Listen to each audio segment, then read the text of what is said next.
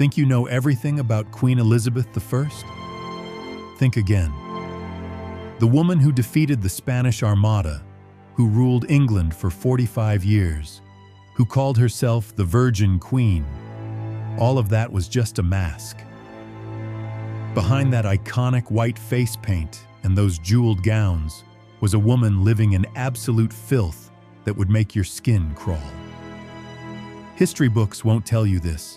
Your teachers definitely didn't mention it. But I'm about to reveal 5 horrific hygiene practices of Elizabeth I that are so disgusting, so absolutely revolting, that by the end of this video, you'll never look at royal portraits the same way again. And the 5th one, it's so sick that foreign ambassadors literally complained about it in their official reports back home. We're talking about a queen who was literally rotting alive while sitting on the throne of England. But first, you need to understand something crucial. Elizabeth's hygiene wasn't just bad, it was a weapon.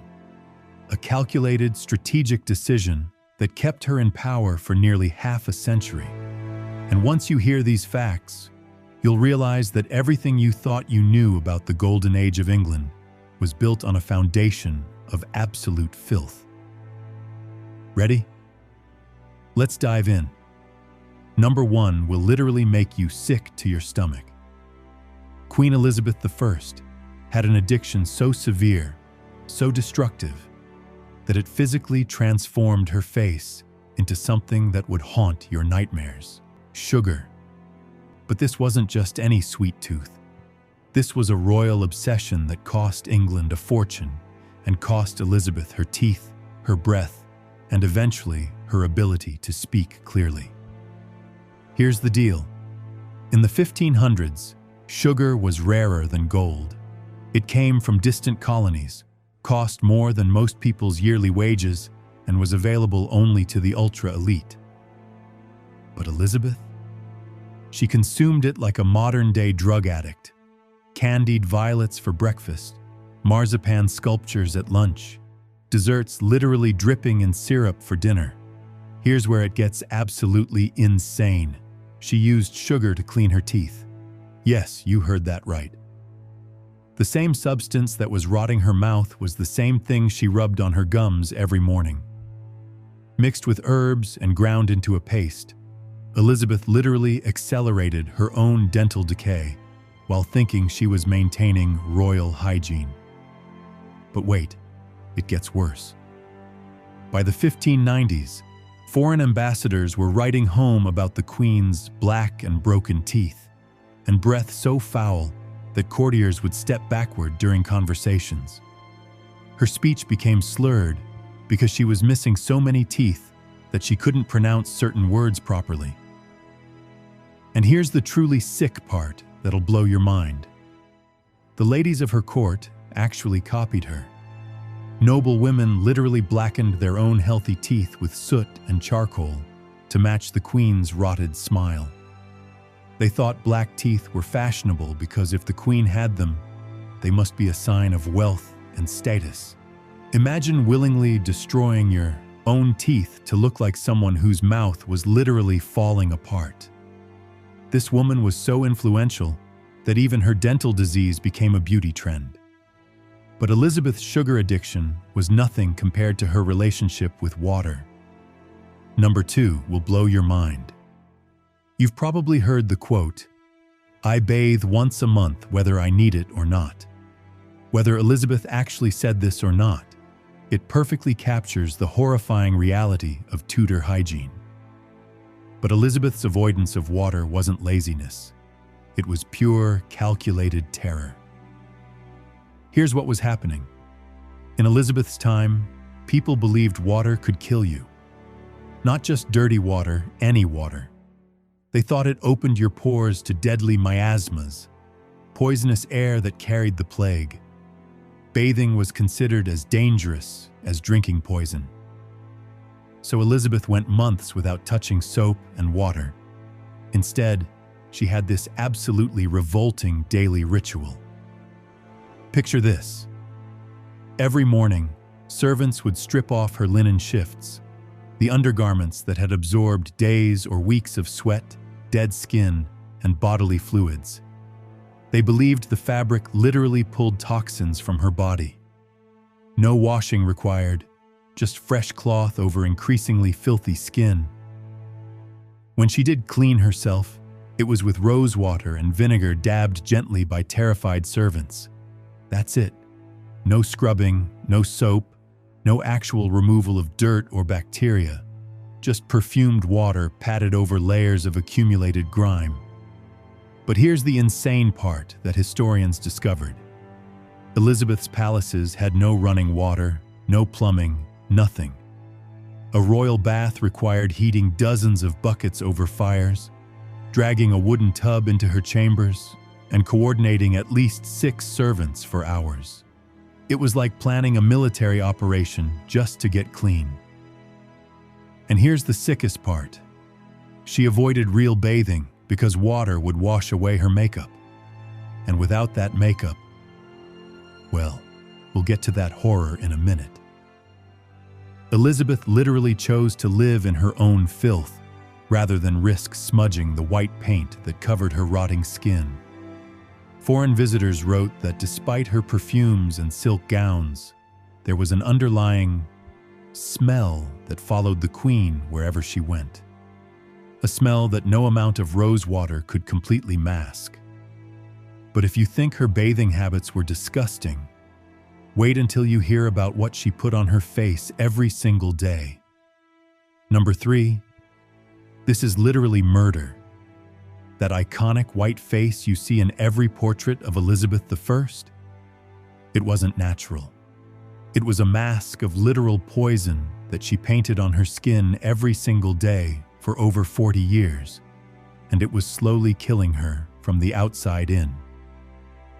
Elizabeth's signature look required something called Venetian ceruse, a mixture of white lead and vinegar that created that porcelain doll appearance. But this was lead, the same stuff that causes brain damage, organ failure, and death. Every morning, she slathered this toxic paste across her face, neck, and hands. Here's what's absolutely horrific. As the lead poisoned her skin, creating rashes, sores, and permanent scarring, Elizabeth simply applied more makeup to cover the damage. Layer after layer, year after year, until her face became a thick, cracked mask that ambassadors said looked more painted than human. And for her lips, she used bright red paint made from mercury, one of the most deadly substances on Earth. The more she used it, the more her personality changed. Mercury poisoning causes mood swings, memory loss, trembling hands, and eventually madness. Sound familiar? But wait, it gets even more sick. Elizabeth refused to let anyone paint her real face. Artists had to copy from old portraits, showing her as eternally young while her actual face rotted underneath inches of lead paint. She banned mirrors from her private chambers because she couldn't bear to see what the poison had done to her. Historians have discovered that in her final years, Elizabeth's makeup was so thick and fragile that touching her face could cause chunks of paint to crack and fall off, revealing the diseased skin beneath. She had servants whose only job was to powder her in private, making sure no one ever saw her real face. The woman who refused to marry, who called herself married to England, was literally killing herself to maintain an image of eternal youth and divine beauty. She was poisoning herself just to keep the illusion alive. But even this wasn't her most disgusting habit. Number 4, prepare yourself. Elizabeth's deepest, darkest secret wasn't political. It was biological. Behind all that perfume, all those scented gloves and pomanders, was a woman whose body was literally falling apart, and she knew it. Here's the reality. Elizabeth carried small, ornate balls called pomanders filled with herbs and resins hidden in her dress. Whenever she smelled something foul, including her own body odor, she'd lift one to her nose. But here's the sick truth. Those weren't just for pleasant scents. They were emergency smell blockers for a woman who reeked of decay. Every piece of clothing was perfumed. Her gloves were soaked in oils. Her handkerchiefs were drenched in rose water. She moved through her court like a walking perfume factory, desperately trying to create a bubble of artificial freshness around her rotting body. The most disturbing part, as Elizabeth aged, years of lead and mercury poisoning caused her hair to fall out. Instead of washing what remained, she stiffened it with sugar water and egg whites, then covered it with powder.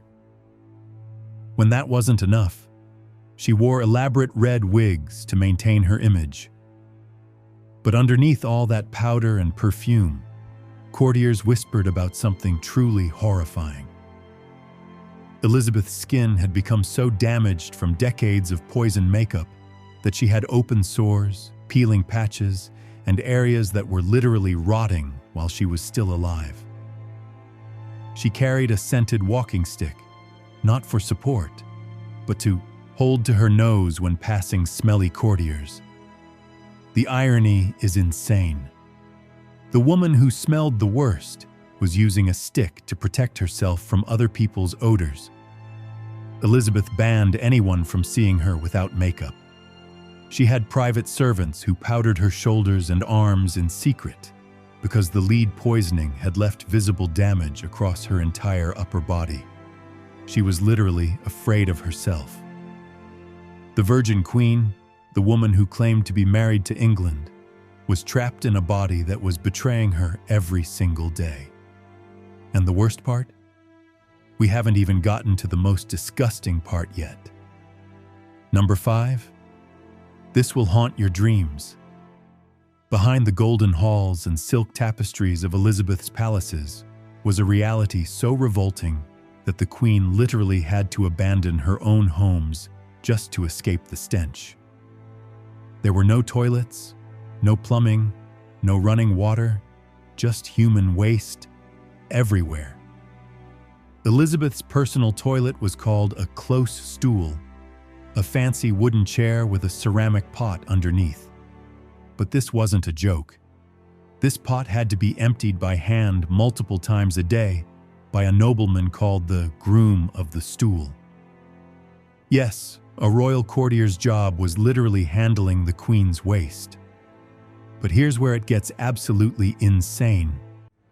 The rest of the palace used chamber pots that were dumped into cess pits beneath the floors. Workers called gong farmers had to crawl through underground tunnels at night, carrying buckets of human waste through the same hallways where Elizabeth held court. What about the smell?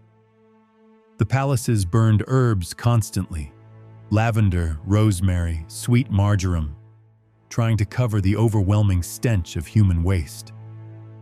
They scattered flowers on floors and laid down straw soaked in oils. But nothing worked.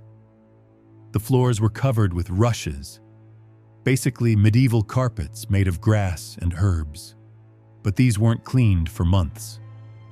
Underneath accumulated dirt, hair, food scraps, spit, vomit, and worse. Foreign ambassadors wrote home about the foul and putrid smell that hit them the moment they entered English palaces. Here's the most sick part. Elizabeth didn't just live with this smell. She moved her entire court from palace to palace specifically to escape it. She was literally running from her own filth. When the waste smell became unbearable in one location, she'd pack up hundreds of courtiers and move to another palace, leaving the first one to be aired out for months. This was the truth about Gloriana. The golden age of England was literally built on a foundation of human waste, toxic makeup, rotting teeth, and a queen who was slowly poisoning herself to death while living in conditions that would make modern prison inmates revolt. Now you know the real truth about Elizabeth I. The Virgin Queen wasn't clean, pure, or divine. She was a master manipulator who turned her own decay into a weapon of power. If this shocked you, smash that subscribe button because next week I'm exposing the absolutely horrific eating habits of Henry VIII that make Elizabeth look like a saint. Trust me, you're not ready.